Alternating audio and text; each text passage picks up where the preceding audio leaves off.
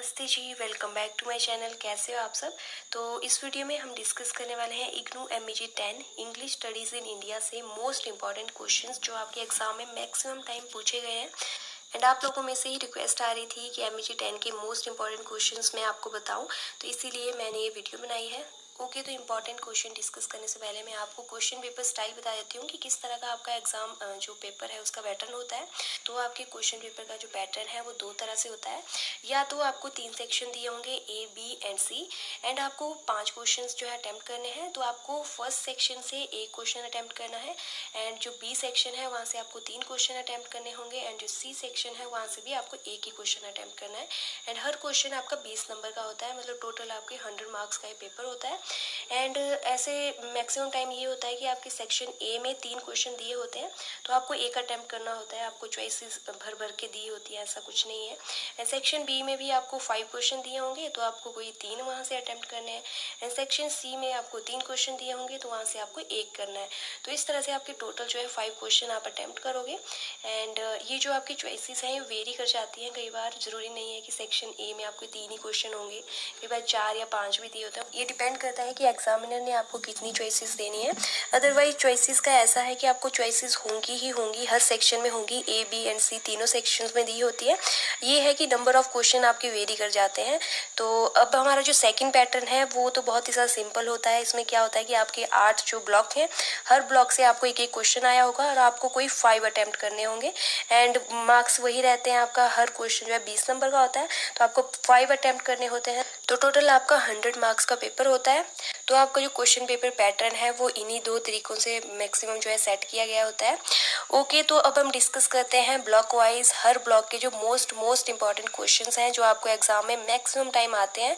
And हाँ, मैं आपको एक चीज़ क्लियर कर दूं, अगर आपने अभी तक मेरे चैनल को सब्सक्राइब नहीं किया है तो आप कर दें, बिकॉज जितने भी क्वेश्चन मैं आपको यहाँ पे इंपॉर्टेंट बताऊंगी उन पर मैं धीरे धीरे वीडियोज़ बना रही हूँ, होपफुली कि आपके एग्जाम से पहले मैं कवर कर जाऊँ।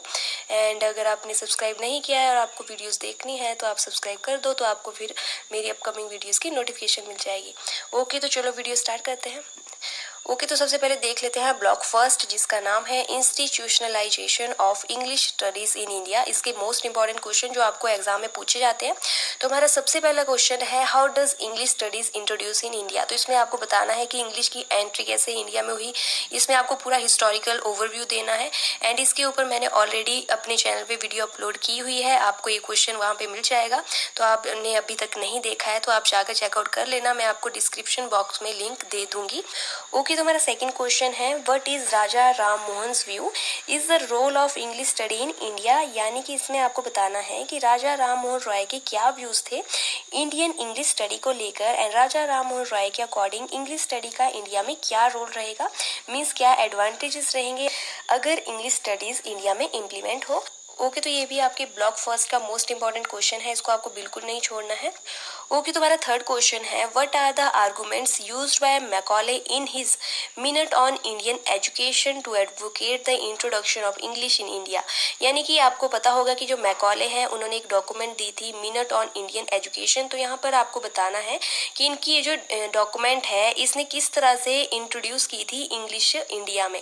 तो ये भी आपका इंपॉर्टेंट क्वेश्चन है। मैं आपको बता दूं कि ये जो फर्स्ट 3 क्वेश्चन है आपको ब्लॉक फर्स्ट से ये छोड़ने नहीं है, इन तीनों में से एक डेफिनेटली आपके एग्जाम में पूछा ही गया होगा। एंड इसके अलावा जो इंपॉर्टेंट है वो भी देख लेते हैं। तो क्वेश्चन नंबर 4 है हमारा, critically analyse backless attack on orientalist position on Indian education. And जो हमारा 5th क्वेश्चन है ब्लॉक फर्स्ट से जो इंपॉर्टेंट है वो है, Charles Edward Trevelyan contribution to English studies in India. तो ये जो चार्ल्स एडवर्ड ट्रेलियन है इनके ऊपर मैंने वीडियो अपने चैनल पे अपलोड कर दी है, तो मैं आपको लिंक दे दूंगी। अगर आपने ये क्वेश्चन पढ़ना होगा मेरी वीडियो के थ्रू तो आप जाकर डिस्क्रिप्शन बॉक्स में लिंक चेक कर लेना। ओके, तो ये थे हमारे ब्लॉक फर्स्ट के मोस्ट इंपॉर्टेंट क्वेश्चन। तो अब हम डिस्कस करेंगे हमारे सेकंड ब्लॉक के जो मोस्ट इंपॉर्टेंट क्वेश्चन है। एंड सेकंड ब्लॉक का नाम है, beginnings of Indian English writing. Okay, तो हमारा फर्स्ट क्वेश्चन है, contribution of Henry Derozio to the intellectual revolution in Bengal in the 19th century. तो इस पर मैंने अभी आज ही वीडियो डाली है एंड उसका लिंक मैं आपको डिस्क्रिप्शन बॉक्स में दे दूंगी। अगर आपको देखना है, उसमें मैंने काफ़ी ज़्यादा डिटेल में डिस्कस किया है, तो आप जाकर चेकआउट जरूर करना। ओके, तो मेरा सेकंड क्वेश्चन है contribution of Henry to Indian English writing. Okay, तो मैं आपको एक चीज़ यहाँ पे क्लियर कर दूँ कि हेनरी डेरोजियो से रिलेटेड अगर आपने कोई एक भी क्वेश्चन ढंग से पढ़ा है तो आपको उनसे रिलेटेड कोई भी क्वेश्चन आए, आप अपना जो भी आपको उससे रिलेटेड जितना कुछ आता है आप ज़रूर उसको अपने पेपर में लिख लिया करो, बिकॉज इनमें जो आपके आंसर्स होते हैं वो सिमिलर ही होते हैं। अब ये जो देखो आपका सेकंड क्वेश्चन है, इसमें ये पूछा है कि इंडियन इंग्लिश राइटिंग में इनका क्या क्या कॉन्ट्रीब्यूशन रहा है, बिकॉज ये पोइट थे तो इनका क्या कॉन्ट्रीब्यूशन रहा है। तो इसमें आपको जस्ट इनके 2-4 वर्क्स हैं वो थोड़े से मतलब डिटेल में लिखने हैं, अदरवाइज आप जो फर्स्ट क्वेश्चन का आंसर एंड सेकंड क्वेश्चन का आंसर है वो आप मिक्स कर सकते हो, ठीक है। ओके, तो हमारा जो थर्ड मोस्ट इंपॉर्टेंट क्वेश्चन है ब्लॉक सेकंड से, वो है account the character of Michael Madhusudan Dutt's literary output in English. तो इस पे मैं वीडियो डालने वाली हूँ, तो आप लोग कनेक्टेड रहना। मैं बोल तो रही थी आपको कि जितने भी क्वेश्चन यहाँ पे मैंने इंपॉर्टेंट बताए हैं मैं सब पे वीडियो डालने वाली हूँ। तो अगर मैं नहीं डाल पाई इन केस कि आपके एग्जाम बिकॉज नज़दीक है, तो आप इस क्वेश्चन को ज़रूर पढ़ लेना अपनी बुक से। ओके, तो यही है आपके सेकंड ब्लॉक के जो मोस्ट इंपॉर्टेंट क्वेश्चन है। तो अब चलते हैं हमारे थर्ड ब्लॉक की ओर, जिसका नाम है beginnings of Indian English novel. Okay, तो हमारा फर्स्ट टॉपिक है जो मोस्ट इंपॉर्टेंट है ब्लॉक 3 से, वो है Bankim Chandra decision to write his first novel in English. तो इसमें आपको बताना है कि बंकिम चंद्र चटर्जी ने अपनी जो फर्स्ट नॉवल है वो इंग्लिश में लिखना ही क्यों डिसाइड किया था। सेकंड क्वेश्चन है discuss the ways in which Mandakini has been characterised in Rajmohan's wife. तो इसमें आपको बताना है कि बंकिम चंद्र चटर्जी ने अपनी जो नॉवल है राजमोहन्स वाइफ उसमें मंदाकिनी को किस तरह से कैरेक्टराइज किया है।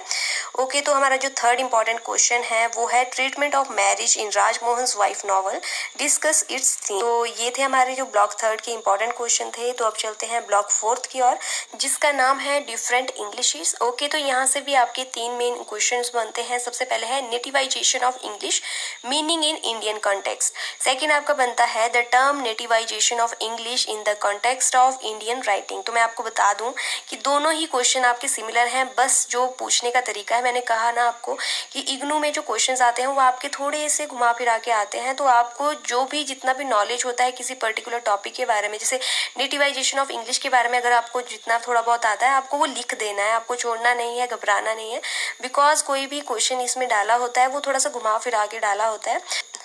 ओके, तो मेरा थर्ड क्वेश्चन है what role the English language played in India. मतलब कि इंग्लिश लैंग्वेज जो है इंडिया में क्या रोल प्ले कर रही है या करती है। तो ये थे हमारे फोर्थ ब्लॉक के मोस्ट इंपॉर्टेंट क्वेश्चन। तो अब चलते हैं हमारे फिफ्थ ब्लॉक की ओर, जिसका नाम है problems of teaching and learning English literature. तो इसमें हमारा फर्स्ट क्वेश्चन है the march of TELI in India. And आपको पता होगा कि तेली का मतलब होता है teaching English literature in India. ये जो तेली है इसकी फुल फॉर्म है teaching English literature in India. And second question है various stages of teaching of English literature in India. तो यहाँ पर आपको स्टेजेस बतानी है। थर्ड क्वेश्चन है language and instrument of empowerment. तो ये थे ब्लॉक फिफ्थ के मोस्ट इंपॉर्टेंट क्वेश्चन। तो बढ़ते हैं अब हमारे ब्लॉक 6 की ओर, जिसका नाम है क्वेश्चनिंग द कैनन। तो इसमें जो हमारा फर्स्ट क्वेश्चन है जो मैक्सिमम टाइम आता है वो है what is the difference between the position taken by Leavis and Lewis with respect of English literature. And second question है contribution of F.R. Leavis and C.S. Lewis to making of literary canon. And third important question है how useful the term base and superstructure in the context of literary theory today explain. तो ये थे block 6 के most important question. तो अब बढ़ते हैं हमारे ब्लॉक 7 की ओर, जिसका नाम है evaluations of canon in Indian English writing. Okay, तो इसमें जो फर्स्ट क्वेश्चन है मोस्ट इंपॉर्टेंट है, ये तो आपको छोड़ना नहीं है। सबसे पहला क्वेश्चन है contribution of Tagore in the formation of new radical canon in Indian writing. And second question है Rabindranath Tagore's contribution in development of an Indian canon. तो अगेन यहाँ पर आपका first and second question similar है, बस पूछने का तरीका डिफरेंट है, बिकॉज दोनों जगह पे आपको एक ही चीज़ वैसे पूछी गई है कि पहले में आपको पूछा है कि किस तरह से टैगोर ने फॉर्मेशन की कैनन इन इंडियन राइटिंग, क्योंकि ये राइटर थे तो इसलिए उन्होंने किस तरह से फॉर्मेशन की। एंड सेकंड पूछा है कि इनके कॉन्ट्रीब्यूशन क्या रहा इंडियन कैनन में। तो ये इन्होंने अपना कॉन्ट्रीब्यूशन जो था वो अपनी राइटिंग के थ्रू ही दिया था। तो ये दोनों क्वेश्चन आपके सेम ही है, आपको इनकी राइटिंग्स के बारे में पढ़ना है यहाँ पर कि इन्होंने कैसे अपनी राइटिंग के थ्रू इंडियन कैनन में अपना कॉन्ट्रीब्यूशन दिया। ओके, तो हमारा जो थर्ड क्वेश्चन है वो है what are the silent features of Dalit writing, do you agree that only Dalit born can write Dalit literature. Okay, तो इसके बाद जो हमारा फोर्थ मोस्ट इंपॉर्टेंट क्वेश्चन है ब्लॉक 7 से, वो है what are the issues and problems in the construction of a feminist canon of Indian English writing. तो फेमिनिस्ट कैनन भी आपका एग्जाम में पूछा जाता है, तो इसको आप बिल्कुल मत छोड़ना। ओके, तो हमारा जो 5th क्वेश्चन है वो है role of Mahatma Gandhi in the formation of new canon in India. तो आपकी ब्लॉक 7 वैसे देखा जाए तो आपके सारे ये 5 के 5 क्वेश्चन काफी ज्यादा इंपॉर्टेंट है एंड ये इजी भी है, तो आप ब्लॉक 7 तो बिल्कुल मत छोड़ना।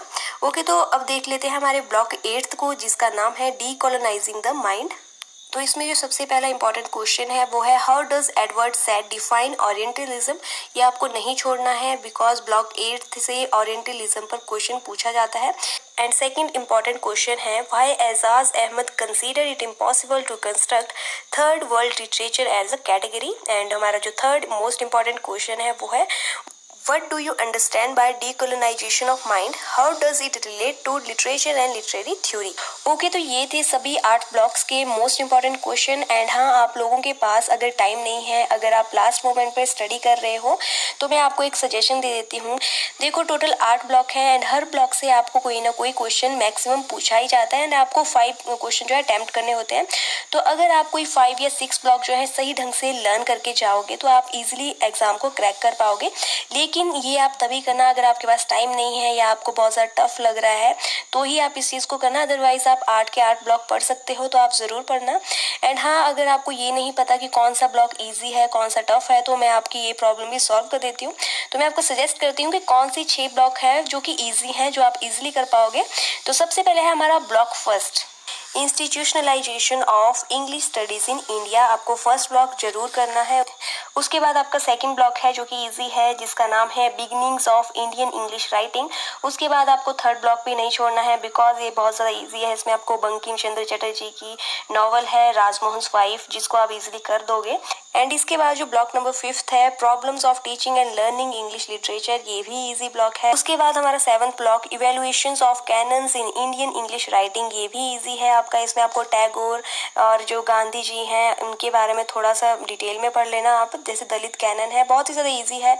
एंड उसके बाद जो हमारा एक और जो 6th ब्लॉक है जो कि इजी है वो है डीकोलोनाइजिंग द माइंड। तो मेरे पॉइंट ऑफ व्यू से जो मैंने आपको ब्लॉक्स बताए हैं वो ज़्यादा इजी हैं। अदरवाइज आप खुद देख लेना, आपको जो इजी लगता है आप उसको करके जा सकते हो। मैं जस्ट आपको सजेस्ट कर रही हूँ, बाकी आपकी मर्जी है। ओके, तो यही थी मेरी आज की वीडियो। आई होप आप लोगों के लिए वीडियो हेल्पफुल रहेगी। एंड अगर आपको वीडियो अच्छी लगी है तो प्लीज़ वीडियो को लाइक करना, शेयर करना एंड मेरे चैनल को सब्सक्राइब करना, ताकि मेरी अपकमिंग वीडियोस की आपको नोटिफिकेशन मिले। बिकॉज MEG 10 पे जितने भी इंपॉर्टेंट क्वेश्चन हैं उन पे मैं वीडियो डाल रही हूँ। ओके, तो मिलते हैं हमारी नेक्स्ट वीडियो में। Till then take care, bye bye.